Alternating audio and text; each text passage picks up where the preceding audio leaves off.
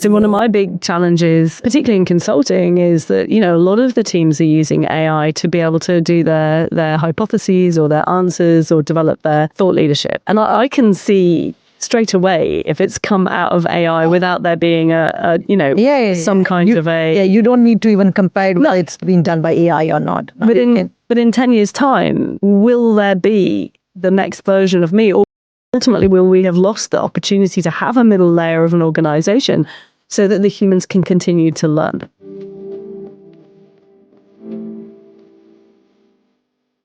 Hi, everyone, and welcome back to AI Focus, the podcast where we dive into real conversations about how AI is being used in the business world, what's working, what's not, and what's next. I'm your host, Garima Singh, co-founder of AI to Easy, where we help businesses make AI practical, accessible, and impactful. Today's guest is someone who has spent her career helping organizations navigate complex change at the highest level, Sarah Conibear. Sarah is the founder and CEO of Flux Advisory, a transformation consultancy focused on helping organizations move transformation faster, think clearer, and deliver real outcomes.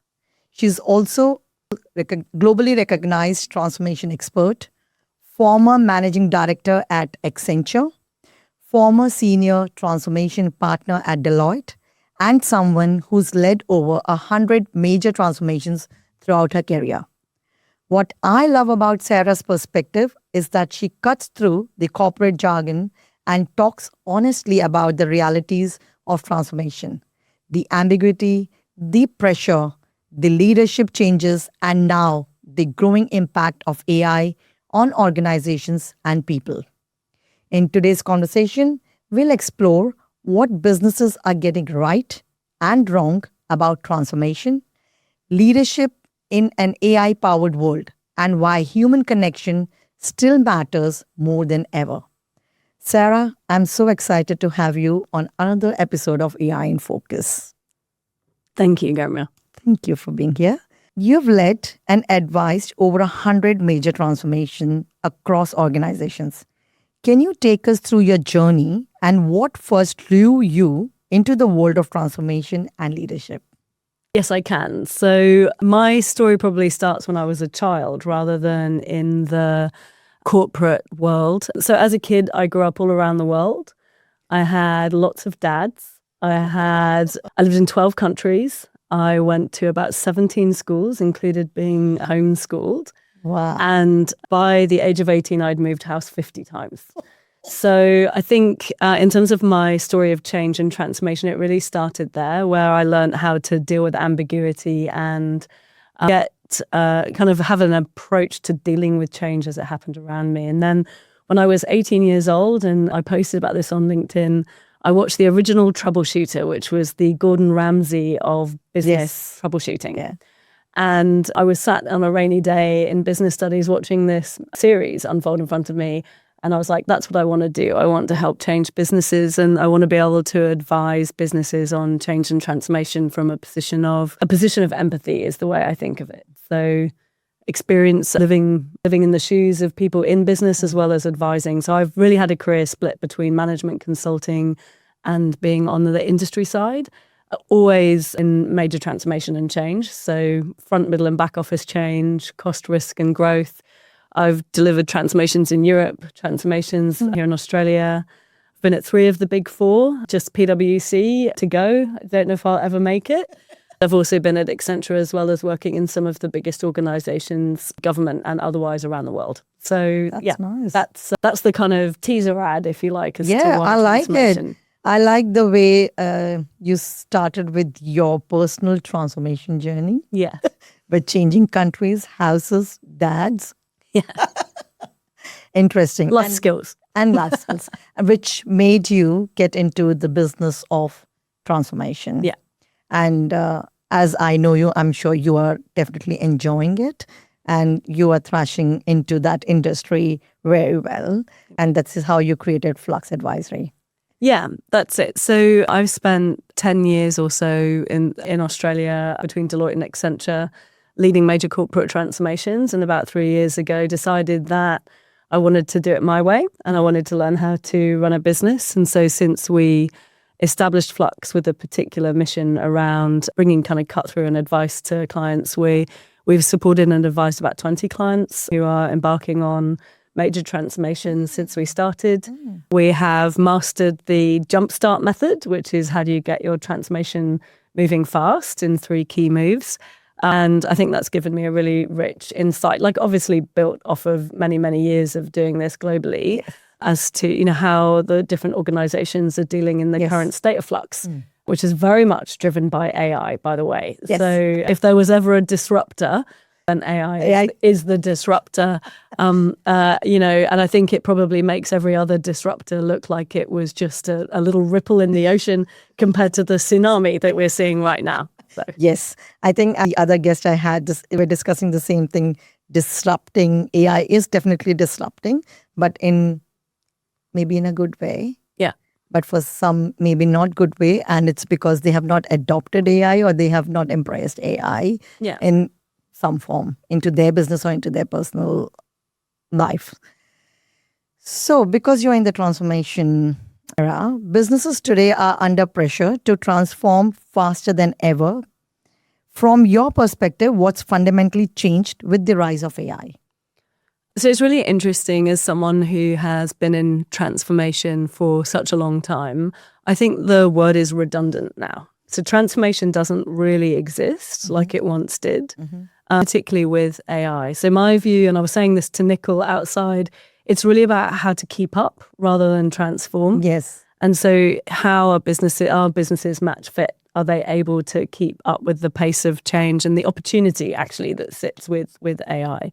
What we know, and this is true of transformation for many, many years, is that really pace of change of a business is determined by how quickly it can adopt change. Yes. So I think you mentioned before that, it's all about, the technology part is easy, the people are harder. Yes. We know if you just look at how well we are adopting AI in our home lives, the extent to which we are or are not using it, whether we are misusing it, whether we're really leveraging the opportunity. I mean, there are different perspectives on whether it is or isn't positive. And once you extrapolate that across an entire business system, then you start to see the real challenges with adoption. Different people have different preferences, they learn differently, they leverage differently.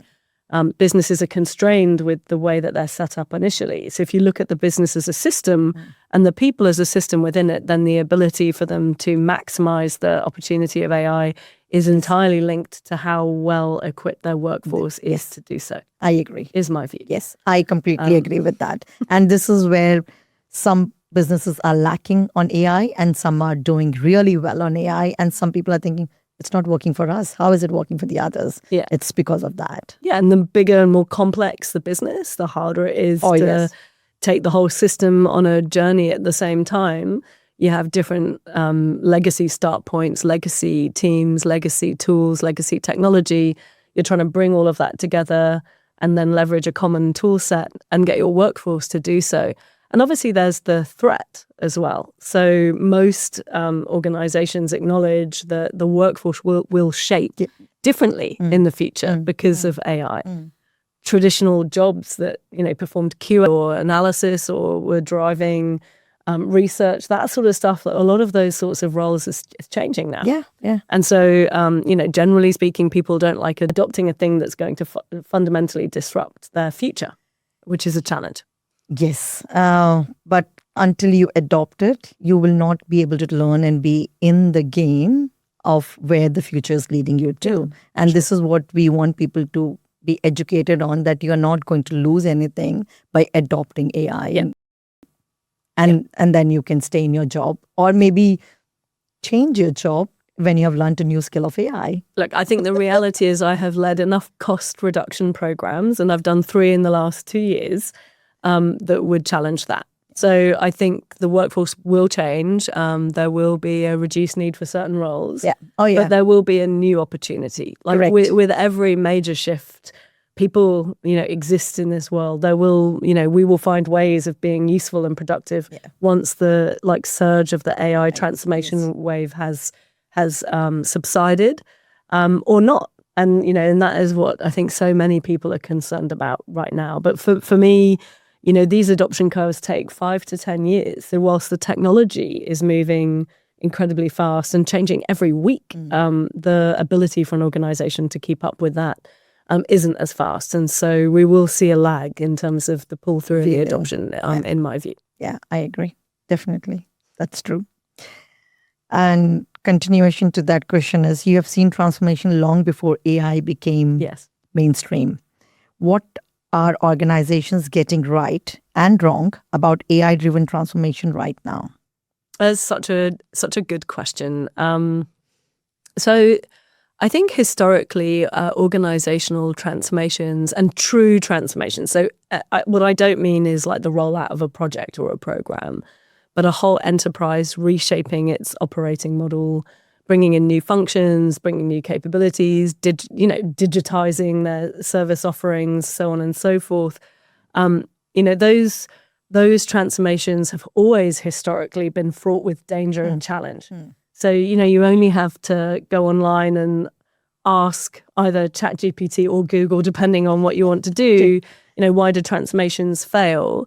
And there are decades of, statements about a lack of leadership, a lack of orchestration capability, a lack of integration capability, and, the fact that the technology is not able to, the start point of technology is always highly fragmented and very, very hard. Like if we think about it, organizations often fail in transformation because their legacy technology is so fragmented that then rationalizing it and pulling it together so that it can be future focused, forward-looking and enable the organization is hard. So, transformations are hard. Leadership changes all the time. Often transformation will take 2, 3, 4 years, by which time, all of your leaders have moved on and, the new guard is in and they've got a different view. So, when I started in management consulting 20 years ago and learned about how to do target operating model designs, which everybody, by the way, loves doing in transformation. I'm not such a massive fan of it myself, but it's the sexy side of management consulting. Target operating models don't exist anymore, in my view. We have a continuous evolution of the operating model of the business. So back to your original question, I think transformations have always struggled with those things and will continue to struggle with those things in an age of AI or otherwise. And I have like multiple views as to why transformations fail. I'm happy to go into that in more detail, but fundamentally a transformation at large is a system-based change. You have to understand the impact on the people, the processes and the technology. And never has there been more of a focus on that in a world of AI-based transformation, where those layers come together and need to be orchestrated and integrated together in a way that they've never needed such kind of tight control on to maximize and use AI to its full potential in an organization. If your data and your processes aren't synced, running AI across the top of it is going to be, or using some kind of layperson terminology, is going to be very hard to do. There's a lot of foundational work that needs to be done. I'm doing a video on the same topic about AI agents, where if your data and if your workflows are not done properly, your AI agents are going to create more mess. Just create rubbish. Okay, there you go. So which is good. Next. Technology is often the easy part. People and culture are usually the hard part. Why do so many transformation projects struggle from a human perspective? Which you just answered, but... No, I can build on that. So it's really fascinating when you look at the budget setting for a transformation, how much money is put on the technology versus the people. And so I've reviewed hundreds of transformation budgets and business cases over many years and run capital planning cycles for multiple organizations. And the balance of spend is always somewhere around 60-70% tech and all of the associated elements, and 20 to 30% management and change. And in fact, that number gets challenged down considerably on the higher technology programs, as low as what I've seen as 5% on people. It is not valued it is not a thing. It's not a widget. It's not something you can touch and feel. And so therefore, by definition, it is often hard to justify. Why do we need to spend money on training? Why do we need to spend money on the design of the future architecture of the business? It's very easy to say, I'm getting a technology that does this thing and it reduces time by, 50%. But the time reduction or the productivity improvement of 50% is only as good as the people leveraging the system. Yeah. And so you only have to do a cursory look at the budgets of transformations to see the balance of spend and the priority that is put on those two things. Now, obviously, that's not the only issue. People are, like, having set up my own business, I love my team, but, people are definitely the hardest part of the equation. Yes. With all of our, wants and needs and kind of different ways that you need to engage the workforce in order to get an outcome. And so a huge amount of thought needs to be given to the two sides of the people equation. So firstly, how are you ensuring that your people understand how to use leverage and maximize the use of any tools, whether it's tech or AI, that they can? And then fundamentally, what is the other side of the equation is how many of those people are still in your workforce, and how are you bringing your, not only your historical kind of more RPA type workforce, your digital workforce, together with your human workforce, but your AI-based workforce as well. Because the workforce itself is no longer a people-based workforce. It is a people and digital workforce, if I can kind of group it in that way. And how you treat those two things together is important. One of my dear friends and old clients is doing a really fascinating piece of work at the moment, depicting the kind of future of workforce for an organization and trying to think about how do you showcase like this new digital and human workforce together so that people understand how it can work harmoniously as one workforce. Another good friend of mine is building a fascinating platform that looks after how do you manage the kind of risk factors of this new workforce. How do you, on the behalf of the chief risk officer or the chief people officer, make sure that they are operating within the right parameters, within the right frameworks, within the right risk profile of the organization? Like, those are the emerging things that are going to build trends that are going to be really important to contemplate as more and more transformation programs have threads that are around AI enabling an organization. Correct. Sorry, that was a very long-winded answer. No, that's no, but this is what we need, which is good. And I know I know a very good friend of mine.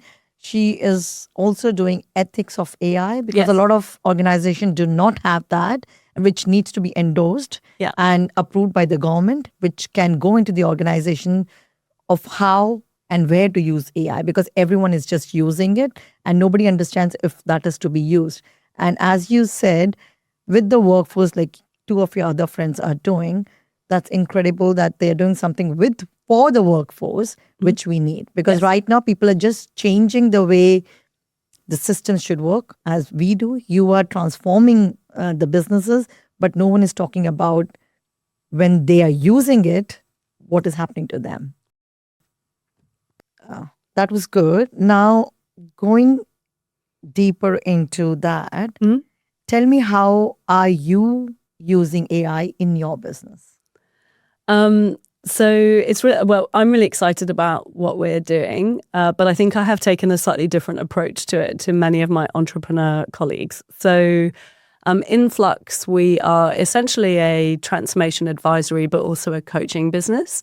So we do a lot of our work coaching executives and teams on how to deliver transformations better and faster. And essentially, we're trying to teach organizations how to fish for themselves rather than us doing everything. We do it, but we do end-to-end delivery. But we often will start with trying to enable the client to do it for themselves. Okay.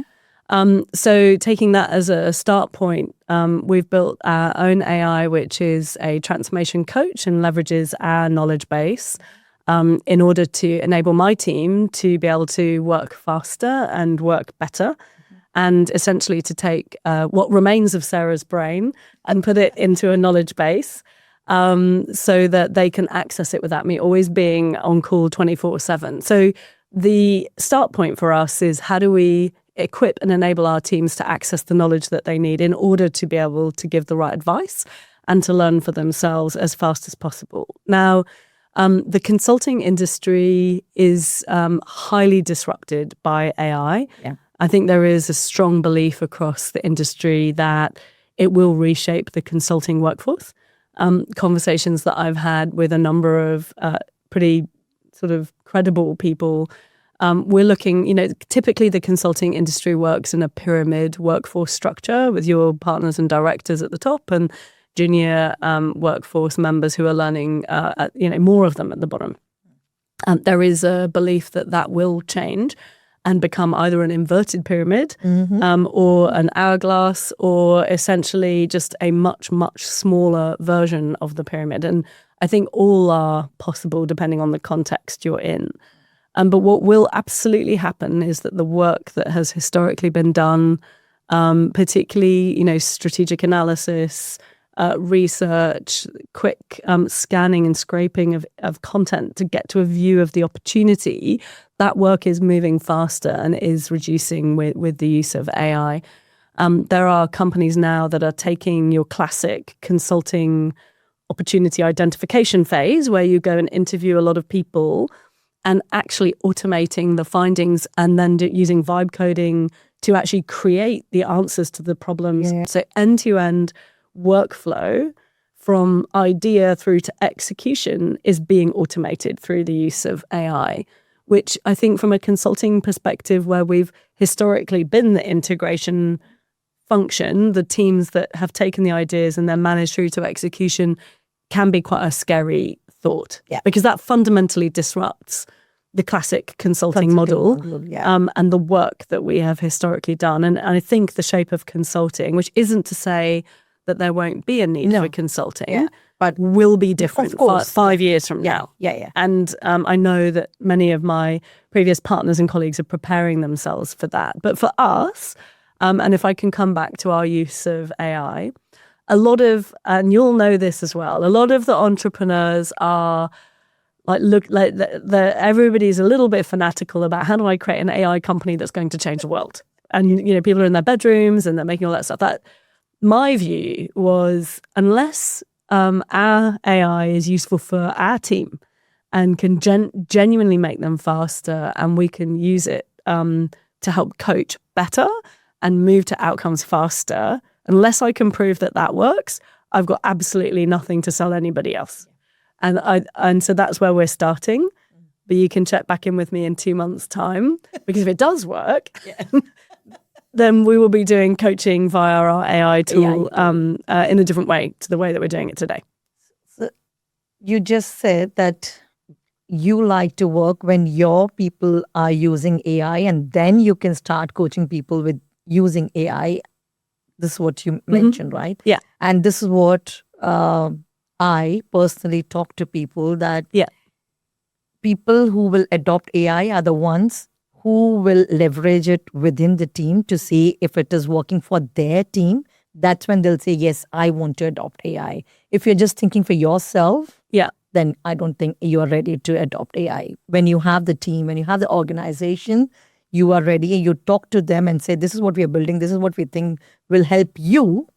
And that's where changes will happen. Yeah, look, I think that, if you look in the market, you've got, Accenture investing, I think it's like $1 billion in AI. You've got Telstra doing something similar. Yeah.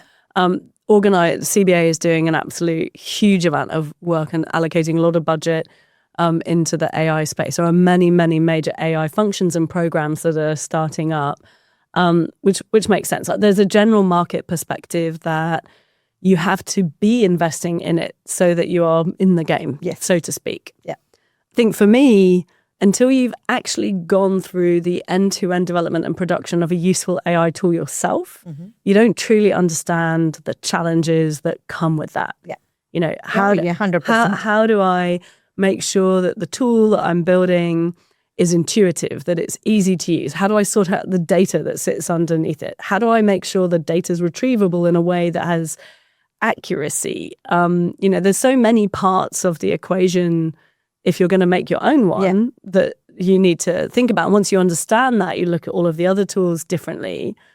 If you're simply looking at taking the pre-built tool and rolling it out and adopting it, then I think the implementation pathway and that conversation is quite different. Yes. Because it's much more about, well, I like the tool that's been built. How do I actually enable adoption? Yeah. And that's slightly different. Yeah, I agree. Does that make sense? Yes, it does.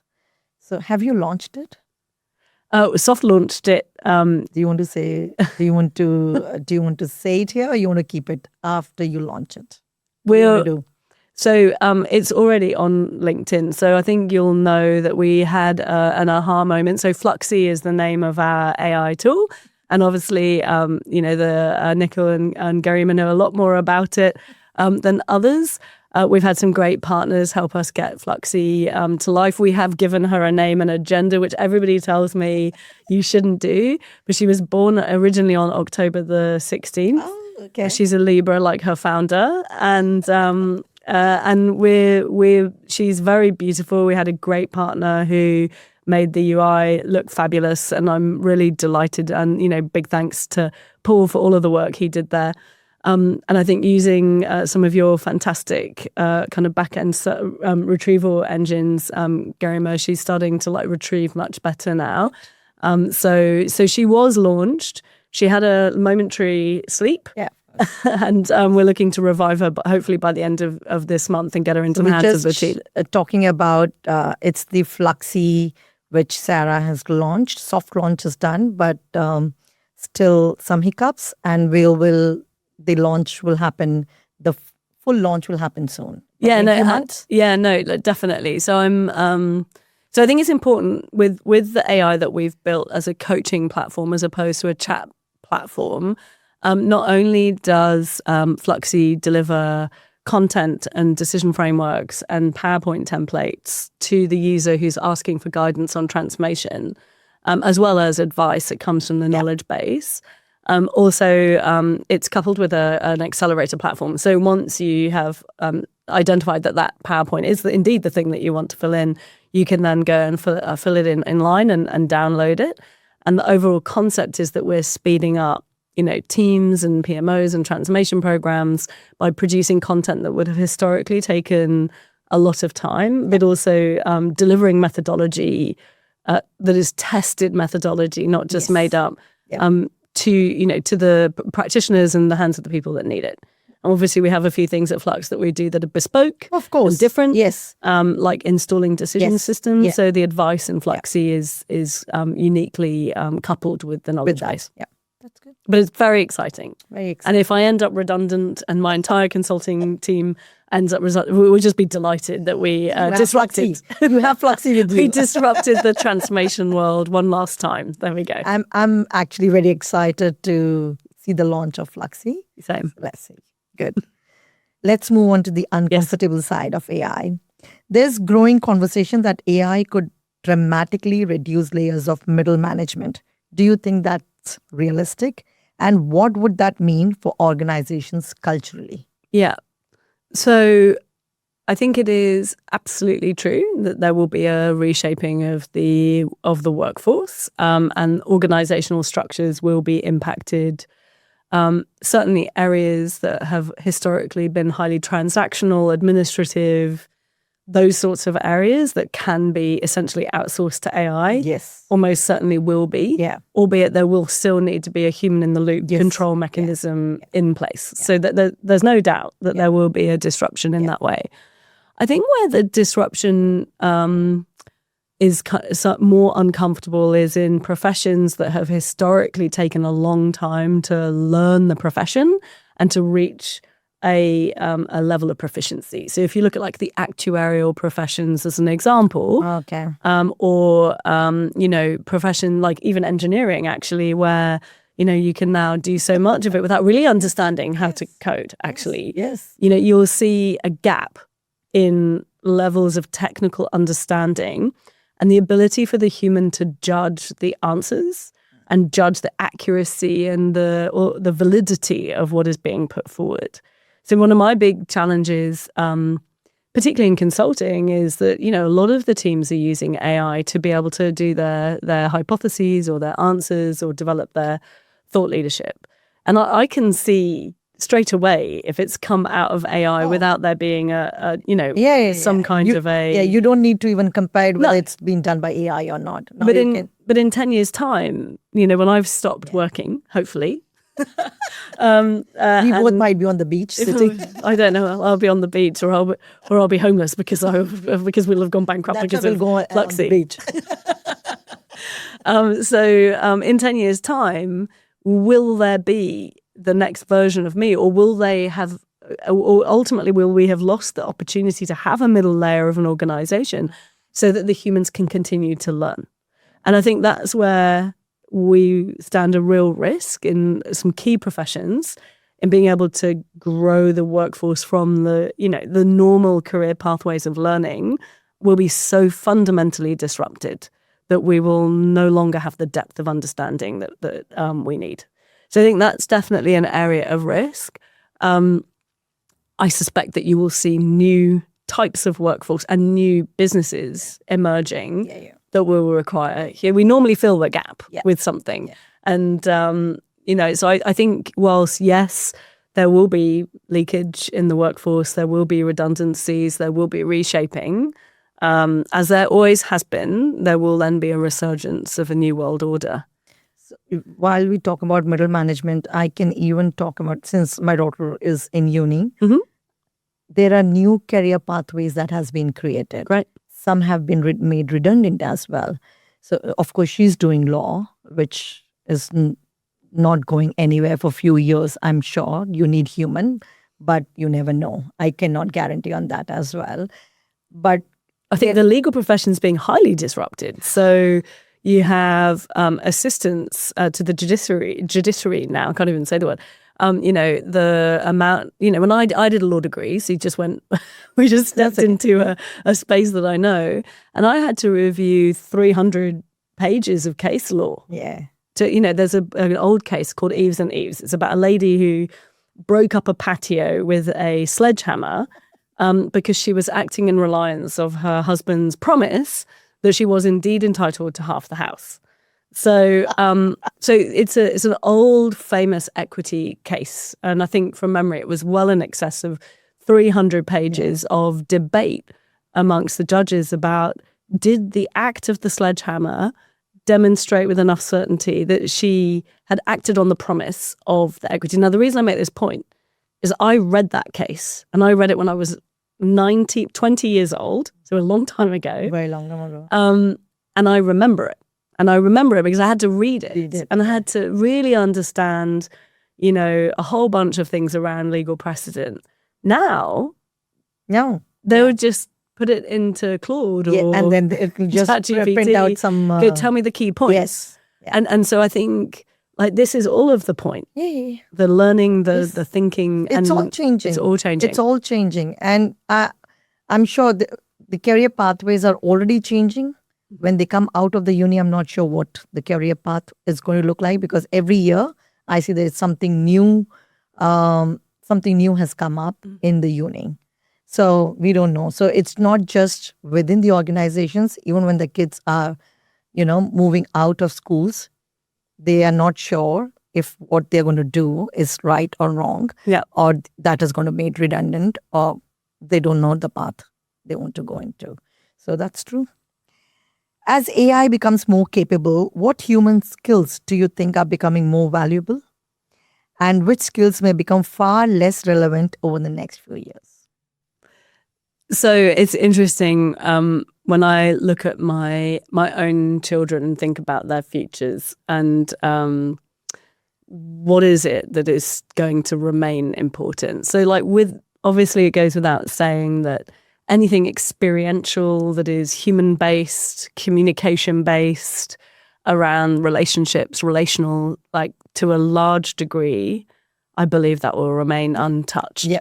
There will be some aspects of it. So in sales, for example, there are some scary products at the moment that sort of follow you around and help prompt you into how to sell better to this person, those sorts of things, which I struggle with from an integrity point of view to a level. But But I think broadly speaking, those human-based, winemaking, all of those sorts of things will remain intact. They will be disrupted through supply chains and other such things, but it won't be front of house. So the front of house, human to human type, still be hospitality, that sort of stuff. I think broadly will remain. And may even increase, to be honest, as people kind of look for alternative ways and alternative livelihoods. I think that as I've said before, the middle and the back office is ripe for disruption. I do think we're about to see the age of the startup. So we're part of the same entrepreneur network. If you look at the changing entry at how many tech and AI-based businesses are starting now. A lot. So my view is that, people are being more opportunistic. The kind of age-old, safe career pathway is somewhat reducing. And so therefore people are more willing to take a risk. And that's a good thing because that will help us open up and see the white space. We also need employees who can work 9 to 5. We do need some people to still work 9 to 5. I mean, it will be interesting to see how government reacts. I think typically, with respect to my government colleagues, having been in government, there is generally a more considered and slightly slower response. I suspect you'll see the kind of AI strategies there will be more poised towards the back office and the transactional space. But undoubtedly, it will ultimately be disrupted. Yeah. I think it is definitely, but as I was mentioning in my other episode as well, it's about adopting and embracing it and learning new skills. So it creates another opportunity for you to be in different area, not just where you are, if it has disrupted your industry. You worked on some incredibly complex transformations. Yes, I have. As you even mentioned when we started. What's one thing you've seen organizations try that simply didn't work? And what can business leaders learn from that mistake?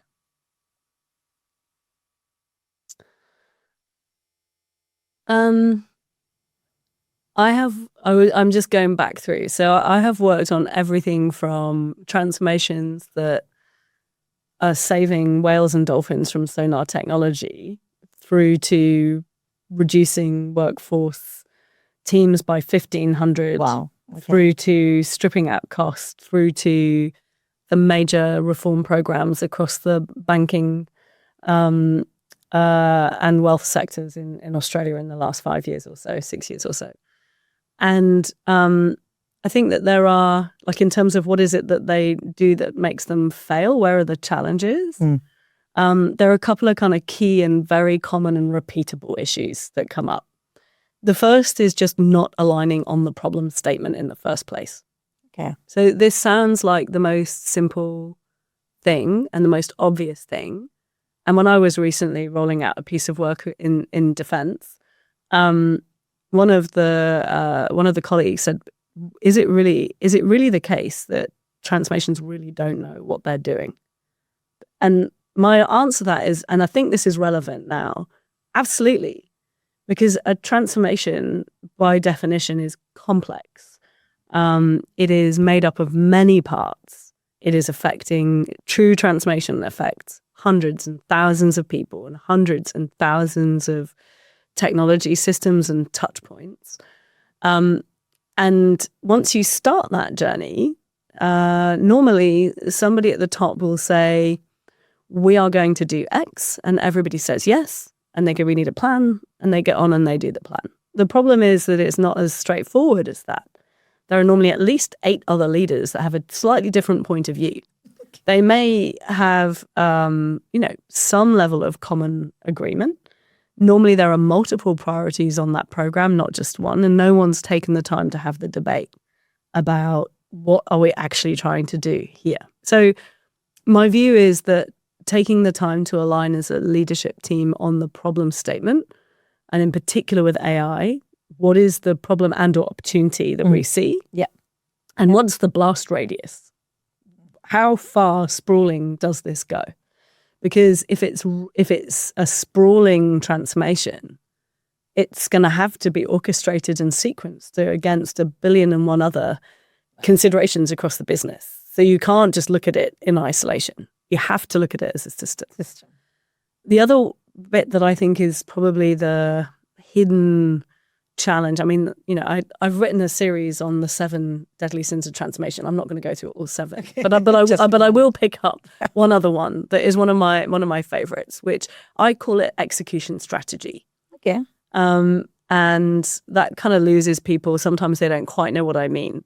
The way I normally tell the story of execution strategy, and it's super relevant in an AI context. Once you've worked out what you want to do, you need to then work out how you're going to get there. And it's the how that gets missed. Often people, if you and I were going on a road trip, we were going to go on a trip, to Canberra. I'd be like, hey, Garima, let's go to Canberra. And you'll say, yes, let's go. Then we need to work out, well, are we getting the plane? Are we going to take a road trip? Are we going to walk? How are we going to get there? And that will depend on how much time you've got available. Yes. It depends on whether you like flying. It depends on your budget. It depends on my budget. It depends on how much and we need to agree together how we're going to do that. You can't just jump in the car and start driving because I might not be in the car with you. Yeah. So we have to think about how the execution strategy or approach that we're taking. And sometimes that's really limited to, we're not doing big bang, we're going incremental. Someone will mistake the use of agile normally. They'll go, we're going to be agile. That's not execution strategy. Execution strategy is much more thoughtful than that. It's we're tackling this part of the business first, or we're taking this component first, or we're fixing our foundations first. And the reason we're doing these things is because we are trying to solve this problem in this way, and we believe it will get the outcome we want. Yeah. So there you go. And I think for AI, that's very important. Yes, it is. So you're saying it should come as an agreement from the team. From the leaders. From the leaders. From the leaders. Leaders of how we are executing. Yes. The leaders cannot outsource decision-making on the problem they're trying to solve, the opportunity they're trying to deliver, and they cannot delegate the thinking on execution strategy to their teams. They can take inputs from their teams. Yeah. They can ask for options analysis. They can absolutely ideate it with their teams, but they cannot outsource or eradicate themselves from the decision-making process. So even when we do a discovery session, we generally first ask, who is the decision maker? Yeah. And are there multiple decision makers? Because we would want all of them to be on the call or sit with us, because just one person, if we do the discovery, as you said, execution might not happen. Yeah. And that's when they ask the right question, how you're going to do it and which team is going to be affected. This is what matters. When only one person talks about it, no. Yeah. So it's the execution of leadership. Yeah. Thank you. I love that. Where am I? Okay. How do you think AI will reshape leadership and decision making over the next few years? Now tell that. Yes, you spoke about execution. Now how is it going to reshape? How AI is going to reshape it? In a number of ways. I think if you start at the top level of leadership at the boards, so I've had the opportunity to spend time with a number of board members recently. The education that's needed for boards on AI and how pervasive it will be across organizations is quite material. And closing the gap between board level understanding of the risks, the opportunities, etc., of AI for their organizations will be critical and what it means. Okay. And I think that's important. At an executive level, understanding, where are the executive promoting and pushing for AI versus actually requesting more thoughtful usage is very important. I've seen some organizations, particularly the mid-tier organizations. We have a number of clients that are mid-tier. And I find that they are much better actually at fully embracing AI as an opportunity in everything that they do. Yes.